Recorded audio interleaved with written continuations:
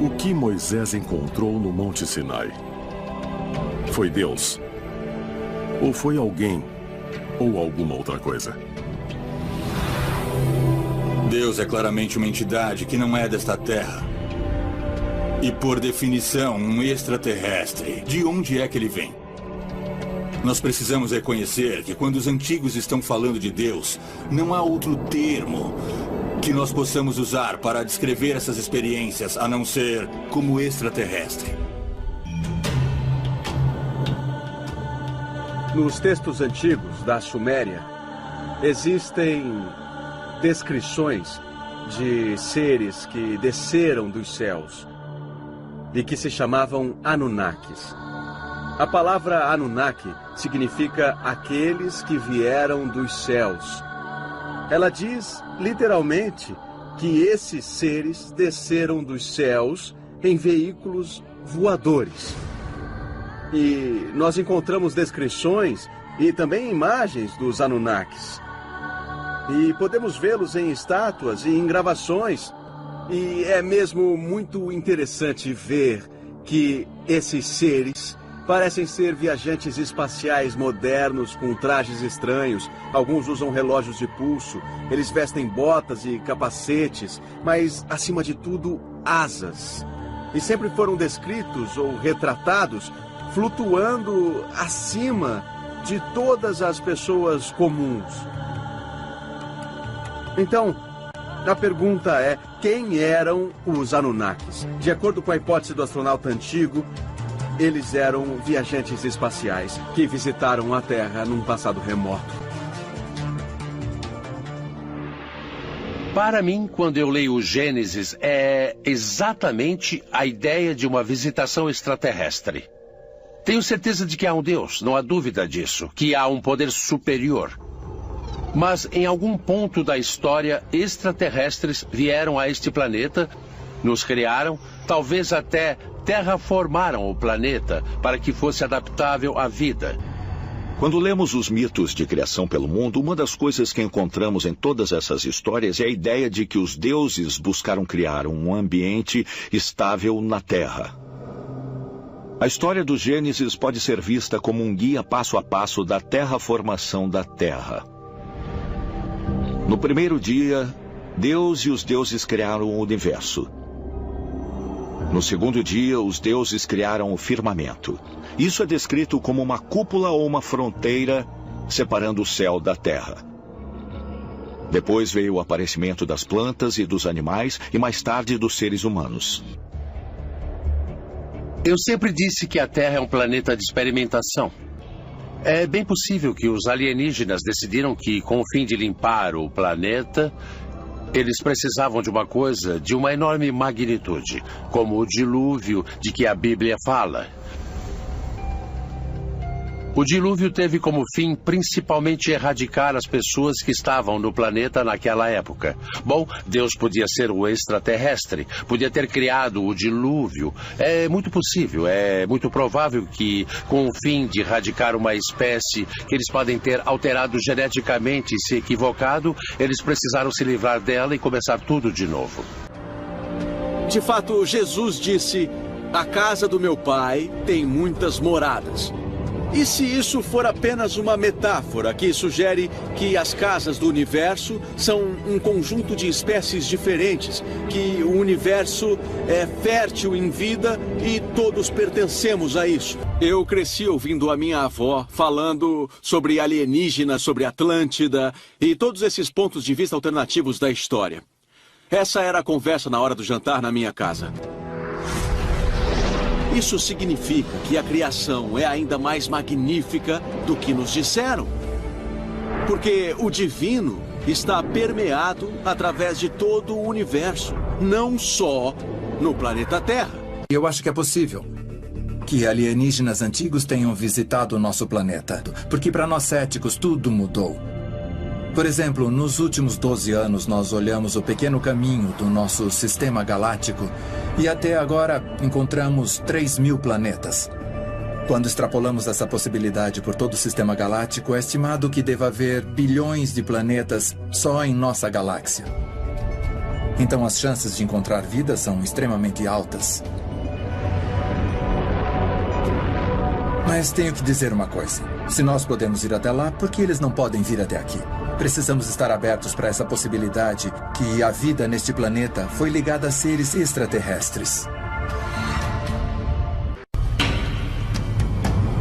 Por séculos, arqueólogos, teólogos e estudiosos debatem o local e até mesmo a existência do maior de todos os mundos perdidos.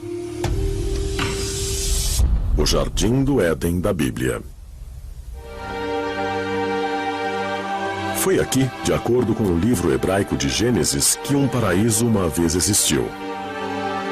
Um paraíso onde os primeiros seres humanos, Adão e Eva, foram de fato criados por Deus.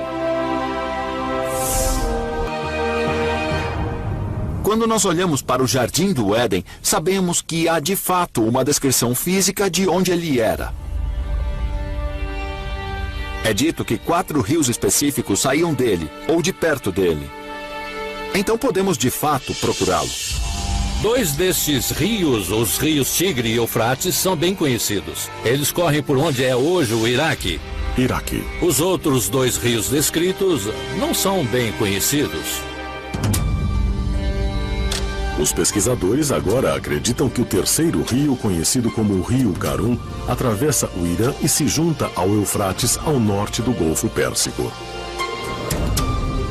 Então, em 2010, imagens de satélite revelaram um rio fóssil, ou um leito seco de rio chamado Wadi Baton, que uma vez fluiu pelo norte da Arábia e também se juntou ao Eufrates. Poderiam esses 2 rios ter sido o local dos rios Pison e Gion? Os rios perdidos mencionados na Bíblia que apontam para a localização real do Jardim do Éden? No livro de Gênesis tem um trecho que diz que 4 rios formam um rio. Então, uma leitura muito atenta indica que quando você junta os 2 rios que estão hoje no Iraque, o Tigre e o Eufrates, com o rio que está no Irã, o Karun, e o rio fóssil na Arábia, você forma um rio, sendo esse o local aproximado ao norte do Golfo Pérsico. E de acordo com a Bíblia, esse único rio corria pelo Jardim do Éden. Então, com base em imagens do local e uma leitura atenta do texto hebraico, eu acho que a localização do Jardim do Éden está sob as águas do Golfo Pérsico e não em terra. Os cientistas acreditam que durante a última idade do gelo, as calotas polares tinham 3 quilômetros de altura. E o nível dos oceanos era 50 metros mais baixo do que é hoje. Estudos recentes sugerem que a área do Golfo Pérsico teria sido uma planície seca e fértil do tamanho da Inglaterra, oferecendo um refúgio ideal para alguns dos primeiros humanos fora da África, cerca de 75 mil anos antes. Mas como as calotas polares derreteram ao longo de milhares de anos, as águas do que agora o Oceano Índico inundaram a Terra e formaram o Golfo Pérsico. Durante esse longo período, houve pelo menos 3 episódios de inundações muito importantes, onde você veria uma subida de 9 a 12 metros do nível do mar da noite para o dia. Será que uma grande inundação, talvez a descrita na história bíblica da Arca de Noé, foi mesmo a responsável pelo desaparecimento do chamado Jardim do Éden? Mas que a prova pode ser encontrada ao se estudar textos sumérios antigos. Mesopotâmia. A mais antiga civilização conhecida da Suméria é de 5.000 a.C. e seu primeiro assentamento no sul da Mesopotâmia foi chamado Eridu. Os sumérios antigos têm uma história maravilhosa. Eles acreditavam que viviam em uma área que era mais ao sul da Suméria da época. E nós sabemos disso porque eles disseram que saíram do mar. Escritos cuneiformes antigos que sobreviveram em tábuas de argila sugerem que os sumérios foram levados para Eridu por seu deus Enki. Os textos cuneiformes também descrevem uma raça alienígena chamada Anunnaki, que veio à Terra e criou o primeiro homem moderno.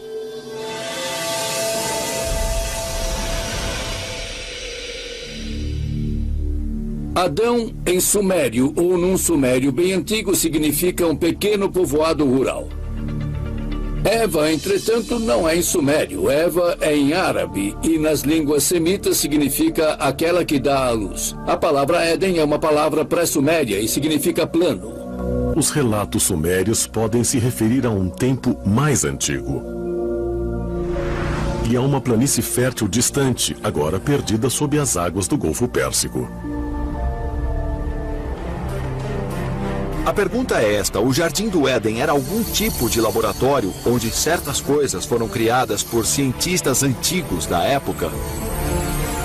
E se a humanidade foi criada em um Jardim do Éden, então é claro que quem estava criando isso não era um ser humano, era outra coisa. Então é possível que o Jardim do Éden estivesse localizado aqui no planeta Terra? Sim. Mas era uma localização geográfica específica? Não sei, não tenho certeza.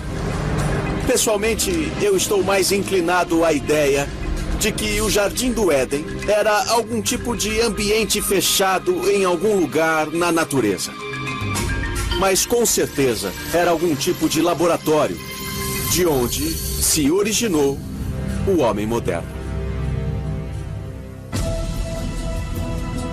É realmente possível que os primeiros seres humanos fossem criados por seres extraterrestres no que é referido na Bíblia como o Jardim do Éden? Se assim for, a prova existiu o tempo todo nas tábuas de pedra cuneiformes dos sumérios antigos? Para alguns, as respostas para essas perguntas podem estar na história da origem da primeira civilização da Terra.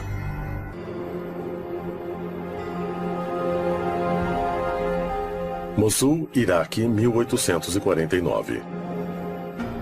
Durante a escavação da cidade bíblica de Nínive, uma equipe liderada pelo eminente arqueólogo britânico Austin Henry Layard descobriu as ruínas de Assurbanipal, a antiga biblioteca assíria.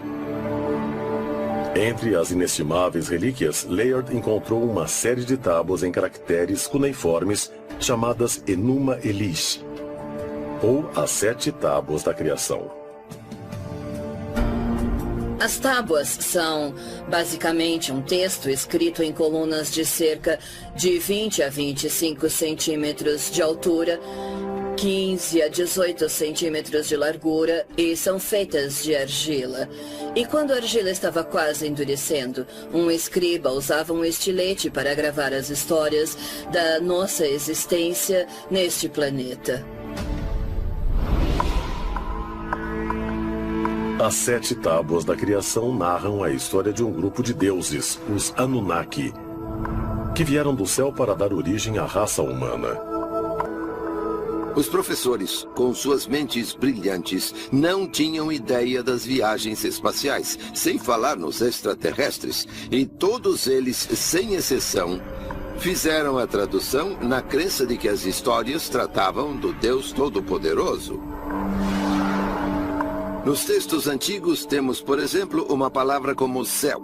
Abrão foi levado para o céu e trazido de volta para a terra. Devíamos trocar a palavra céu pela palavra espaço, para que possa fazer sentido. A partir do que dizem ser uma tradução mais correta desse mito da origem, segundo pesquisadores, os sumérios tinham vários mitos envolvendo o planeta Marte, como o de que os Anunnaki usaram Marte como base para vir para a Terra. E em seguida, os Anunnaki governaram a Terra como deuses extraterrestres. Enquanto a humanidade começava a desenvolver várias civilizações. E um dia, os Anunnaki partiram de volta para o seu planeta. Ou será que não? Seria possível que os deuses Anunnaki dos antigos mitos da criação fossem, na verdade, seres extraterrestres? As antigas escrituras nos dizem, por exemplo, que existem 400.000 espécies humanoides espalhadas por todo o cosmos, em diferentes planetas, sistemas solares e até mesmo dimensões. Mas onde estão esses alienígenas?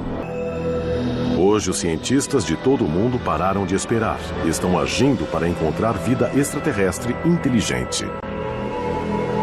Será a tecnologia capaz de comprovar o que nossos ancestrais acreditavam milhares de anos atrás? A maioria dos cientistas da NASA concordam que explorações futuras do espaço vão descobrir vida em outros planetas. Mas elas também poderiam revelar provas de que os deuses da antiguidade eram, na verdade, extraterrestres. Os antigos egípcios acreditavam que de Sírius e de Órion vieram seres na forma de humanos, Osíris e Ísis, que incitaram a raça humana. Essa versão combina metaforicamente com o que sabemos de astrofísica. Sabemos que somos produto de estrelas. Somos literalmente feitos de estrelas. Segundo a mitologia egípcia, os deuses desceram do cinturão de estrelas de Órion e de Sírius, a estrela mais brilhante do céu.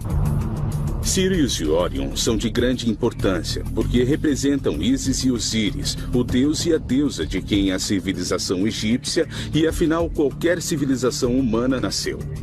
Então, para os antigos egípcios, Osíris era Órion. A constelação era a personificação do grande deus Osíris, que estava sempre acima de nós, nos olhando de cima para baixo e sempre nos julgando. Afinal, era ele a decidir se teríamos a vida eterna ou se seríamos reciclados de volta à massa espiritual para começar tudo de novo. Para os antigos egípcios, era muito claro que Órion se ligava com a criação. Especificamente a criação mágica. Se aceitarmos o que nossos ancestrais diziam, vemos a verdade que Órion representa. E isso tem a ver com a criação mágica. E criação, naquele tempo, se ligava aos deuses. Órion e Osíris eram iguais no Antigo Egito. Os egípcios acreditavam que Osíris iria retornar de Órion um dia. Cada cultura da antiguidade tinha esse conceito de que alguém vai retornar um dia. Ainda esperamos o retorno de alguém.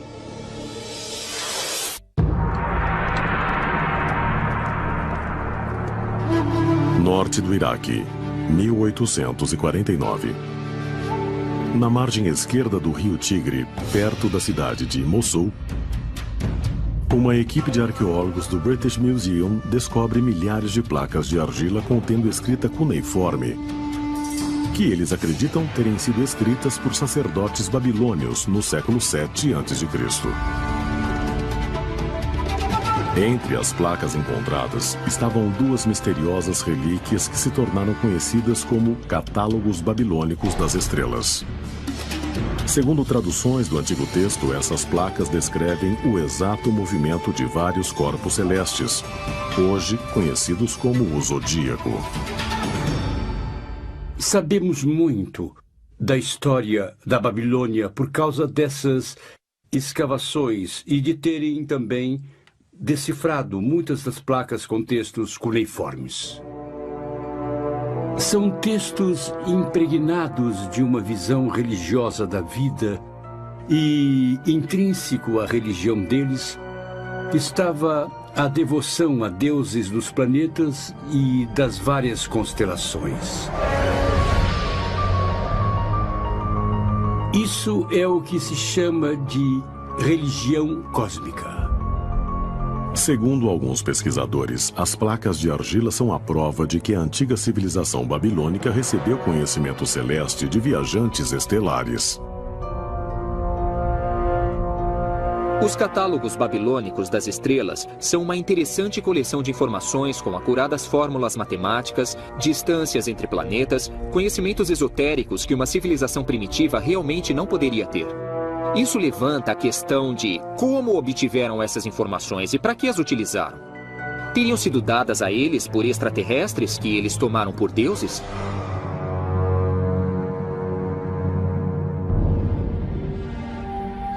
Como em muitas culturas antigas, os babilônios descrevem Órion tanto como constelação quanto como ser supremo.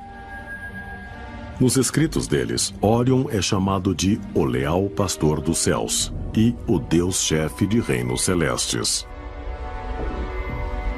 Seriam esses registros mais uma prova que liga o homem a seres extraterrestres?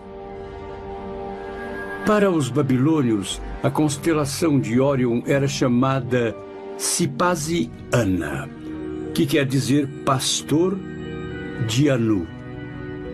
Normalmente traduziríamos isso por pastor do céu, porque Anu era visto como Deus do céu. Se voltarmos ainda mais, vamos achar uma antiga representação de Órion em forma que mais parece um pássaro e com referência a ele como mensageiro. Será possível que o que temos aqui é uma descrição rudimentar de um tipo de dispositivo de comunicação interestelar? Estariam os católicos babilônicos potencialmente documentando uma antiga estação espacial extraterrestre orbitando a Terra, habitada por antigos alienígenas vindos de Órion?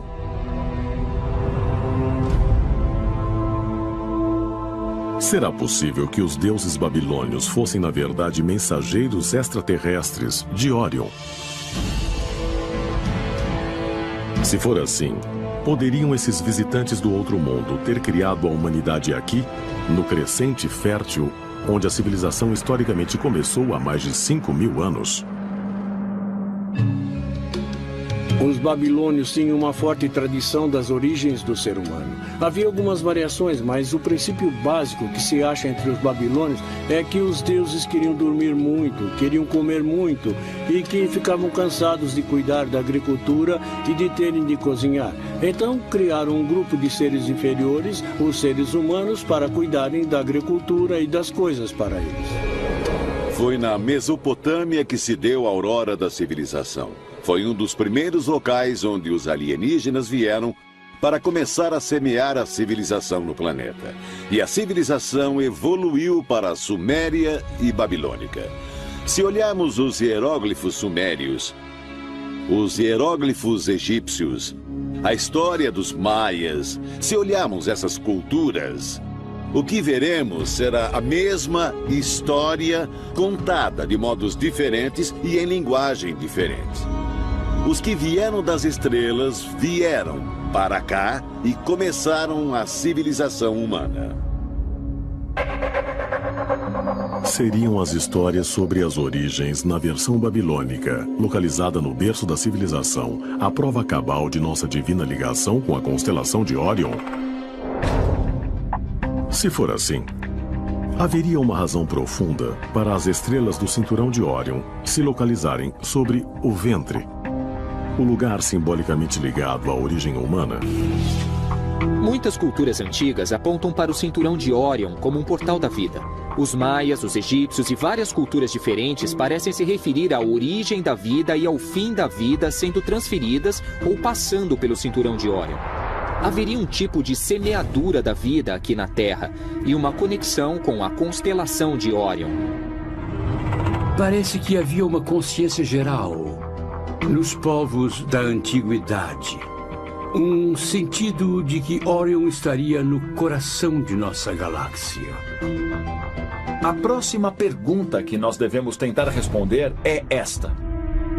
É possível que esse lugar, que é nascedouro de estrelas, também nos permita estabelecer algum tipo de conexão com outras criaturas inteligentes de fora desse universo? Considerando que a nebulosa de Órion é um nascedouro de estrelas, seria possível o cinturão de Órion literalmente marcar o lugar na galáxia onde a vida da Terra começou? E se viemos de Órion, como sugerem algumas culturas antigas, haveria algum meio de fazer nossos criadores extraterrestres voltarem? Quando se veem as correlações entre Órion, o que isso parece mostrar é que nós viemos de Órion, é de lá que vieram os extraterrestres. E se nós tivermos de ir a Órion, o que acharíamos lá provavelmente seria um planeta muito, muito similar à Terra. –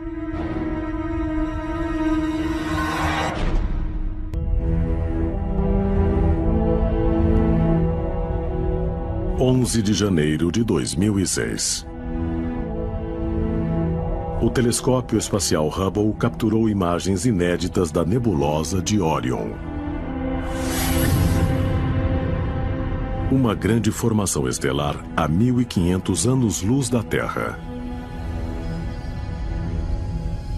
A foto panorâmica revelou mais de 3.000 estrelas em vários estágios de vida e deu aos pesquisadores nova compreensão da formação de objetos celestes e sistemas planetários. Segundo teorizam modernos cientistas, é aí, nessa misteriosa nuvem de poeira e gás, que estrelas e planetas podem ter sido criados há bilhões de anos. Astrônomos se referem a ela como M42, nome não muito charmoso, mas como viveiro de estrelas, onde as estrelas nascem. Então essa parte de Orion está sendo muito estudada pelos astrônomos. É uma região de formação rápida de estrelas. Há estrelas jovens e provavelmente muitos planetas também jovens, formados por gás e poeira cósmica da nuvem que se transforma na nebulosa de Orion. Estrelas que nascem, obviamente mostram que certas coisas estão acontecendo no local a um nível que simplesmente nós não entendemos bem. Mesmo com a tecnologia de hoje, viajar a Orion levaria centenas de milhares de anos. Mas não haveria outro mecanismo mais profundo, talvez de fora deste mundo, que tornasse uma viagem dessas possível durante a vida? Nossos foguetes mais rápidos são muito lentos e insignificantes. Estamos falando sobre 1/100º da velocidade da luz, com sorte. Qualquer objeto que lançarmos para fora do sistema solar levará milhares de anos para chegar à estrela mais próxima. Acredite se quiser, mas com 4 bilhões e 600 milhões de anos, nosso sistema solar é um dos mais jovens no universo. Se houver civilizações em outras galáxias, será que são mais avançadas do que as da Terra? Será que estão à nossa frente na capacidade de viajar pelo espaço e pelo tempo?